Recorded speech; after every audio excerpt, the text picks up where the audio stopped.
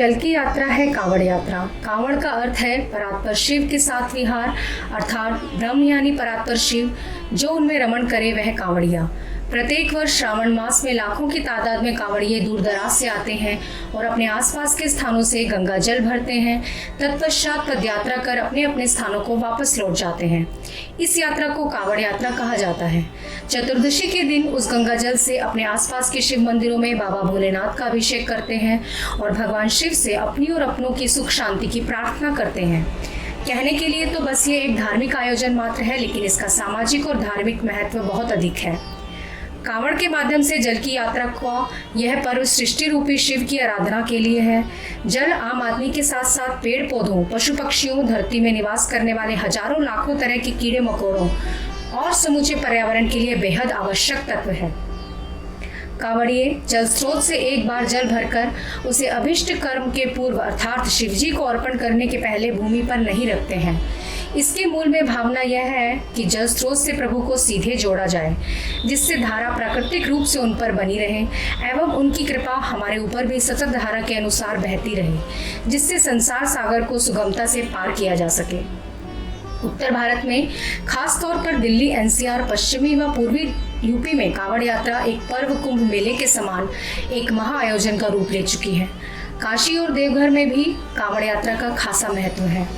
बहुत कम लोग जानते हैं कि भगवान शिव पर सबसे पहले कांवड़ किसने चढ़ाया और इसकी शुरुआत कैसे हुई। कुछ कथाओं के अनुसार भगवान परशुराम ने अपना आराध्य देव के नियमित पूजन के लिए पुरा महादेव में मंदिर की स्थापना कर कांवड़ में जल से पूजन कर कांवड़ परंपरा की शुरुआत की। आज भी देश भर में काफी प्रचलित है। कांवड़ की परंपरा चलाने वाले भगवान परशुराम की पूजा भी श्रावण मास में की जानी चाहिए। पौराणिक मान्यता है कि कांवड़ यात्रा एवं शिवजी पूजन का आदिकाल से ही गहरा संबंध है। महाकवि कालिदास ने हिमालय को शिव का प्रतिरूप बताते हुए इसके सांस्कृतिक, भौगोलिक और धार्मिक महत्व को रेखांकित किया है। यूं भी कह सकते हैं कि कांवड़ यात्रा शिव के कल्याणकारी रूप और निष्ठा के नीर से उसके अभिषेक को तीव्र रूप से प्रतिध्वनित करती है। राजस्थान के मारवाड़ी समाज के लोगों के यहाँ गंगोत्री, यमुनोत्री, केदारनाथ, बद्रीनाथ के तीर्थ पुरोहित जो जल लाते थे और प्रसाद के साथ वही जल देते थे, उन्हें कांवड़िए कहा जाता था। ये लोग गौमुख से जल भरकर रामेश्वरम में ले जाकर भगवान शिव का अभिषेक करते थे। इससे हिमालय से लेकर दक्षिण तक संपूर्ण देश की संस्कृति में भगवान का संदेश जाता था। इसके अलावा भिन्न भिन्न क्षेत्रों की लौकिक और शास्त्रीय परंपराओं के आदान प्रदान का बोध होता था, परंतु अब इस परंपरा में परिवर्तन आ गया है। ये यात्रा प्रकृति और मानव के संबंधों में नई ऊष्मा, निकटता एवं प्रेम को बढ़ाती है।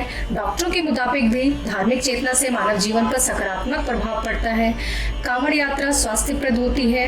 पैदल नाचते गाते और दौड़ लगाते हुए शिव भक्त जाते हैं। इससे उनके शरीर में भी खुशी के हार्मोन जेनरेट होते हैं। व्यक्ति तनाव मुक्त होता है। पैदल चलने के से मांसपेशियां मजबूत होती हैं, साथ ही हार्ट और फेफड़ों को शुद्ध ऑक्सीजन भी मिलती है। जल की आवश्यकता को पूरा करने के लिए सदियों से मानव अपने इंजीनियरिंग कौशल से नदियों का पूर्ण उपयोग करने की चेष्टा करता हुआ कभी बांध तो कभी नहर तो कभी अन्य साधनों से नदियों के पानी को जल विहीन क्षेत्रों में ले जाने की कोशिश करता रहा है। लेकिन आबादी के दबाव और प्रकृति के साथ मानवीय व्यवहार की बदौलत जल संकट बड़े रूप में उभर कर आया है। धार्मिक संदर्भ में कहें तो इंसान ने अपनी स्वार्थपरक नियति से शिव को रुष्ट किया है। प्रतीकात्मक तौर पर कांवड़ यात्रा का संदेश इतना है कि आप जीवनदायिनी नदियों के लोटे भर जल से जिस भगवान शिव का अभिषेक कर रहे हैं, वे शिव वास्तव में सृष्टि का ही दूसरा रूप है।